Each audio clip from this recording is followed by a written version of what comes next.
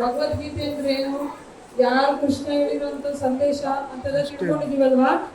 18 ಅಧ್ಯಾಯವನ್ನ ನಾವು ಇರುವ 8 ದಿವಸದಲ್ಲಿ ತಿಳಿಸ್ಕೊಳ್ಳುವಂತ ಒಂದು ಪ್ರಯತ್ನವನ್ನ ಮಾಡ್ತಾ ಇದೀವಿ ಆಯ್ತಲ್ಲ. ನಿನ್ನೆ 2 ಅಧ್ಯಾಯ ಮುಗಿದಿದೆ. ಮೊದಲನೇ ಅಧ್ಯಾಯ ಬಂದು ಅರ್ಜುನ ಅರ್ಜುನ ವಿಷಾದ ಯೋಗ, ಮತ್ತೆ ಎರಡನೇದು ಬಂದು ಸಾಂಖ್ಯ ಯೋಗ ಅಂತ ಹೇಳಿ. ಇವತ್ತು ಮೂರನೇ ಅಧ್ಯಾಯವನ್ನು ಫಸ್ಟ್ ನೋಡೋಣ.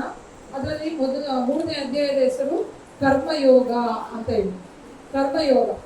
ಕರ್ಮಯೋಗ ಅಂತ ಹೇಳಿದ್ರೆ ನಾವು ಅಂದ್ರೆ ಹಿಂದಿನ ಅಧ್ಯಾಯದಲ್ಲಿ ಸಾಂಖ್ಯ ಯೋಗದಲ್ಲಿ ಕೃಷ್ಣ ಹೇಳಿರ್ತಾನೆ ಅರ್ಜುನನಿಗೆ, ನೀನು ಕರ್ಮವನ್ನು ಮಾಡು ಅಂದ್ರೆ ಕೆಲಸವನ್ನ ಮಾಡು, ಅದಕ್ಕೆ ಯಾವುದೇ ರೀತಿಯ ಅಪೇಕ್ಷೆಯನ್ನ ಇಟ್ಕೋಬೇಡ, ಒಳ್ಳೆಯ ಉದ್ದೇಶವನ್ನ ಇಟ್ಟುಕೊಂಡು ಕೆಲಸವನ್ನ ಮಾಡು ಅಂತ ಹೇಳಿರ್ತಾನಲ್ವಾ. ಆಗ ಕೃಷ್ಣ ಅರ್ಜುನ ಹೇಳ್ತಾನೆ, ನೀನು ಹೇಳಿದೆ ಕೃಷ್ಣ, ಕರ್ಮವನ್ನ ಮಾಡು, ಯಾವುದೇ ಫಲಾಪೇಕ್ಷೆಯನ್ನು ಇಟ್ಕೋಬೇಡ, ಒಳ್ಳೆ ಕೆಲಸ ಮಾಡ್ಲಿಕ್ಕೆ ಮಾಡು ಅಂತ ಹೇಳ್ದಲ್ವಾ.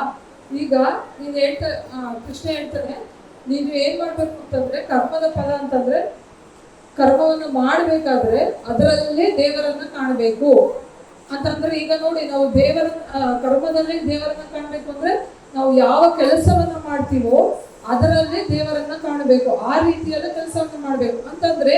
ಈಗ ನೋಡಿ, ದೇವರನ್ನ ಕಾಣೋದಂದ್ರೆ ಹೇಗೆ? ಈಗ ನಾವು ದೇವರ ಪೂಜೆ ಮಾಡ್ಬೇಕಾದ್ರೆ ಯಾವ ರೀತಿಯಲ್ಲಿ ಮಾಡ್ತೀವಿ?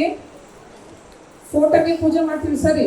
ಮತ್ತೆ ಯಾವ ರೀತಿಯಲ್ಲಿ ಅಂದ್ರೆ ಶ್ರದ್ಧೆ ಭಕ್ತಿಯಿಂದ ದೇವರಿಗೆ ಏನಾದ್ರೂ ಒಂದು ಸಮರ್ಪಣೆ ಮಾಡ್ಬೇಕಾದ್ರೆ ಹೂವನ್ನು ಸಮರ್ಪಣೆ ಮಾಡೋದಾಗ್ಲಿ, ಪೂಜೆಯನ್ನು ಮಾಡೋದಾಗ್ಲಿ ಭಕ್ತಿಯಿಂದ ಮತ್ತೆ ಶುದ್ಧವಾಗಿ ಇಟ್ಟುಕೊಂಡು ದೇವರ ಫೋಟೋವನ್ನೆಲ್ಲ ಕ್ಲೀನ್ ಮಾಡಿಕೊಂಡು ಶುದ್ಧ ರೀತಿಯಲ್ಲಿ ಮತ್ತು ಒಳ್ಳೆಯ ಭಾವನೆಯಿಂದ ದೇವರಿಗೆ ನಾವು ಸಮರ್ಪಣೆಯನ್ನ ಮಾಡ್ತೀವಿ, ಅಂದ್ರೆ ಆ ಕೆಲಸವನ್ನ ಮಾಡ್ತೀವಲ್ವಾ. ಅದೇ ರೀತಿಯಾಗಿ ನಾವು ದೇವರಿಗೆ ಯಾವ ರೀತಿಯಲ್ಲಿ ಒಳ್ಳೆಯ ರೀತಿಯಲ್ಲಿ ಸಮರ್ಪಣೆ ಹೂವನ್ನ ನೀಡ್ತೀವಿ, ಪ್ರಸಾದವನ್ನು ಕೊಡ್ತೀವಿ ಅಂದ್ರೆ ನೈವೇದ್ಯಕ್ಕೆ ಇಡ್ತೀವಿ, ಆ ರೀತಿಯಾಗಿ ಮಾಡ್ತೀವಲ್ವಾ, ಪ್ರಸಾದವನ್ನು ಕೊಡ್ತೀವಲ್ಲ, ಅದೇ ರೀತಿಯಲ್ಲಿ ನೀವು ದೇವರಿಗೆ ನೈವೇದ್ಯವನ್ನು ಮಾಡುವ ರೀತಿಯಲ್ಲೇ ಕೆಲಸ ಅಂದ್ರೆ ನಾವು ಮಾಡುವ ಕೆಲಸ ದೇವರಿಗೆ ಯಾವ ರೀತಿಯಾಗಿ ಅರ್ಪಿತವಾಗಬೇಕು ಅಂದ್ರೆ ನಾವು ನೈವೇದ್ಯವನ್ನು ಇಟ್ಟಿರ್ವಿ, ಪೂಜೆಯನ್ನು ಮಾಡ್ತೀವಲ್ಲ, ಆ ರೀತಿಯಾಗಿ ಅರ್ಪಿತವಾಗಬೇಕು ಅಂತಂದ್ರೆ ಯಾವುದೇ ಕಲ್ಮಶವನ್ನ ಇಟ್ಕೋಬಾರ್ದು.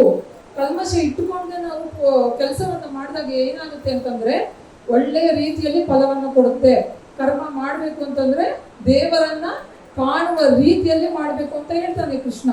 ಮತ್ತೆ ಯಾವುದೇ ಅಪೇಕ್ಷೆ ಇಟ್ಕೋಬಾರ್ದು. ನಾವೀಗ ಏನಂದ್ರೆ ಅಪೇಕ್ಷೆ ಇಟ್ಕೋಬಾರ್ದು ಅಂದ್ರೆ ಯಾವ ತರ?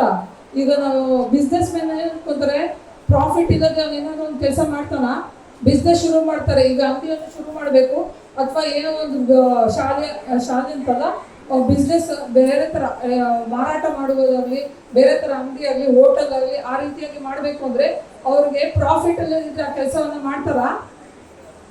ಲಾಸ್ ಆಗ್ತಾ ಇದೆ, ನನ್ನ ಅಂಗಡಿಯಲ್ಲಿ ನನ್ ಜನ ಬರ್ತಾ ಇಲ್ಲ, ನನಗೇನು ಪ್ರಾಫಿಟ್ ಬರ್ತಾ ಇಲ್ಲ ಅಂತ ಹೇಳಿದಾಗ ಆ ಕೆಲಸವನ್ನು ಮಾಡ್ತಾರ ಬಿಸ್ನೆಸ್ ಮ್ಯಾನ್? ಲಾಸ್ ಆಗ್ತಾ ಇದೆ ಅಂತ ಹೇಳಿ ಬಿಟ್ಬಿಡಲ್ವ ಅವರು, ನನಗೇನು ಪ್ರಯೋಜನ ಇಲ್ಲ, ನನಗೆ ಲಾಸ್ ಆಗ್ತಾ ಉಂಟು ಅಂತ ಹೇಳಿ ಆ ಕೆಲಸವನ್ನ ಬಿಸ್ನೆಸ್ ಮ್ಯಾನ್ ಮಾಡೋದಿಲ್ಲ. ಅಂತಂದ್ರೆ ಏನು? ಪ್ರಾಫಿಟ್ ದೃಷ್ಟಿಯಿಂದ ನನಗೆ ಈ ಕೆಲಸ ಮಾಡಿದ್ರೆ ನನಗೆ ಉಪಯೋಗ ಆಗಬೇಕು, ಆ ಕೆಲಸವನ್ನ ಮಾಡದಿದ್ರೆ ನನಗೆ ಉಪಯೋಗ ಆಗಲ್ಲ, ನಾನು ಅದಕ್ಕೆ ಮಾಡೋದೇ ಇಲ್ಲ ಅಂತ ಹೇಳಿ ಮಾಡ್ತಾರಲ್ಲ, ಆ ರೀತಿಯಾಗಿ ನಾವು ಮಾಡಬಾರ್ದು. ನಾವು ಮಾಡಿದ ಕೆಲಸ ದೇವರಿಗೆ ಅರ್ಪಣೆ ಆಗೋ ರೀತಿಯಲ್ಲಿ ಮಾಡಬೇಕು. ದೇವರಿಗೆ ಗೊತ್ತಾಗ್ತದೆ ನಾವು ಮಾಡ್ತಿರೋದು ಒಳ್ಳೇದಲ್ವಂತ.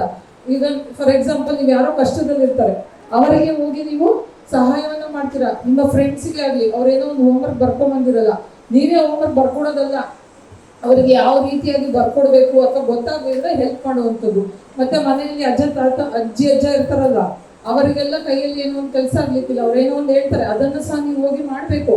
ಮತ್ತೆ ಅದನ್ನೆಲ್ಲ ಮಾಡಿದಾಗ ನೀವೇನು ಇವ್ರಿಗೆ ಹೆಲ್ಪ್ ಮಾಡಿಕೊಟ್ರೆ ನನಗೇನು ಉಪಯೋಗ, ನಾನು ಯಾಕೆ ಮಾಡಬೇಕು ಆ ಕೆಲಸ ಅಂತ ಯೋಚನೆ ಮಾಡಿಕೊಂಡು, ಅಂದ್ರೆ ನನಗೇನಾದ್ರೂ ಲಾಭ ಇದ್ರೆ ಆ ಕೆಲಸವನ್ನ ನಾನು ಮಾಡ್ತೀನಿ, ಇಲ್ಲದಿದ್ರೆ ನಾನು ಮಾಡಲ್ಲ ಅಂತ ಹೇಳಿ ಆ ರೀತಿ ಯೋಚನೆ ಮಾಡಬಾರ್ದು. ಮತ್ತೆ ಕೆಲವೊಂದು ಸಮಯದಲ್ಲಿ ಏನಾಗುತ್ತೆ, ಆ ಕೆಲಸ ಮಾಡಿದ್ರೆ ನನಗೇನು ಪ್ರಯೋಜನ ಇಲ್ಲ, ನನ್ನ ಕೈಯಲ್ಲಿ ಕಷ್ಟ ಆಗ್ತದೆ, ನನಗೇನು ಲಾಭ ಇಲ್ಲ. ಮತ್ತೆ ಇನ್ನೊಂದು ಸೋಮಾರಿತನ, ಯಾರು ಮಾಡ್ತಾರ ಕೆಲಸ, ನನಗೆ ಯಾಕೆ ಬೇಕು, ನಾನು ಈ ಕೆಲಸವನ್ನು ಮಾಡೋದೇ ಬೇಕಾಗಿಲ್ಲ, ನನ್ನ ಪಾಡಿಗೆ ನಾನು ಇರ್ತೀನಿ. ಮತ್ತೆ ಇನ್ನೊಂದು ಕೆಲವೊಮ್ಮೆ ಕೋಪದಿಂದ ಸಹ ಅವ್ರು ಹೇಳಿದ್ದು ನಾವ್ಯಾಕೆ ಮಾಡಬೇಕು, ನಾವೇ ದೊಡ್ಡವರು, ನಮಗೆ ಹೆಂಗ್ ಬೇಕೋ ನಾವು ಇರ್ತೀವಿ, ಆ ರೀತಿಯಾಗೆಲ್ಲ ಯೋಚನೆ ಮಾಡಿಕೊಂಡು ಮಾಡಬಾರ್ದು. ದೇವರಿಗೆ ಅರ್ಪಣೆಯನ್ನು ಮಾಡಿ ಆ ರೀತಿಯಾದ ಕೆಲಸವನ್ನು ಮಾಡಬೇಕು. ಬಸವಣ್ಣನವರು ಒಂದು ಮಾತು ಹೇಳಿದಾರಲ್ಲ, ಏನ್ ಹೇಳಿದ್ದಾರೆ? ಕಾಯಕವೇ ಕೈಲಾಸ ಅಂತ ಹೇಳಿದಾರಲ್ಲ, ಗೊತ್ತಿದೆಯಲ್ಲ, ಕೇಳಿದ್ದೀರಾ? ಕಾಯಕವೇ ಕೈಲಾಸ ಅಂತ ಕೇಳಿಲ್ವಾ?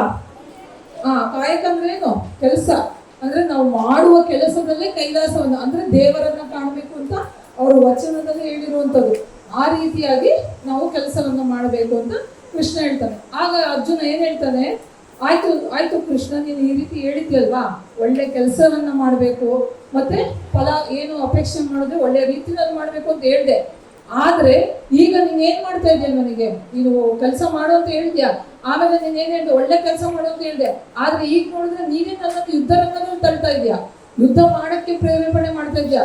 ನೀನೇ ಹೋಗಿ ಯುದ್ಧವನ್ನ ಮಾಡ್ಕೊಂಡ್ ಬಾ, ಅವರನ್ನು ಸಾಯಿಸು, ನನ್ನ ಅಜ್ಜಂದಿರು, ತಾತಂದಿರು, ಗುರುಗಳು ಯಾರಿದ್ದಾರೆ, ಅಣ್ಣ ತಮ್ಮಂದಿರು, ಅವ್ರನ್ನ ಸಾಯಿಸು ಅಂತ ಕಳಿಸ್ತಾ ಇದ್ಯಾ, ರಕ್ತಪಾತವನ್ನು ಮಾಡುವಂತಿದೆ. ಇದು ಯಾವ ರೀತಿಯಾಗಿ ಕರ್ಮ, ಯಾವ ರೀತಿಯಾದ ಒಳ್ಳೆ ಕರ್ಮ?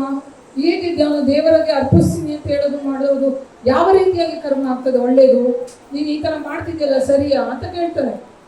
ಹಾಗಾಗಿ ಅವನು ಇಲ್ಲಿಂದ ಅವನಿಗೆ ಹೇಳ್ತಾನೆ, ನನಗೆ ತುಂಬಾ ಗೊಂದಲ ಆಗ್ತಾ ಇದೆ, ನೀನು ಈ ಗೊಂದಲವನ್ನ ನಿವಾರಿಸು ಕೃಷ್ಣ ಅಂತ ಅರ್ಜುನ ಕೇಳುವಂಥದ್ದು. ಅಂತಂದ್ರೆ ಇದು ಕರ್ಮಯೋಗ ಅಂತ ಹೇಳಿ 3ನೇ ಅಧ್ಯಾಯದಲ್ಲಿ ಈ ರೀತಿಯಾಗಿ ಕರ್ಮದ ಬಗ್ಗೆ ಅಂದ್ರೆ ಕೆಲಸವನ್ನ ಹೇಗೆ ಮಾಡಬೇಕು ಅನ್ನೋದರ ಬಗ್ಗೆ ಕೃಷ್ಣ ವಿಸ್ತಾರವಾಗಿ ಹೇಳಿರುವಂಥದ್ದನ್ನ ಕರ್ಮಯೋಗದಲ್ಲಿ ನಾವು ನೋಡ್ತೀವಿ.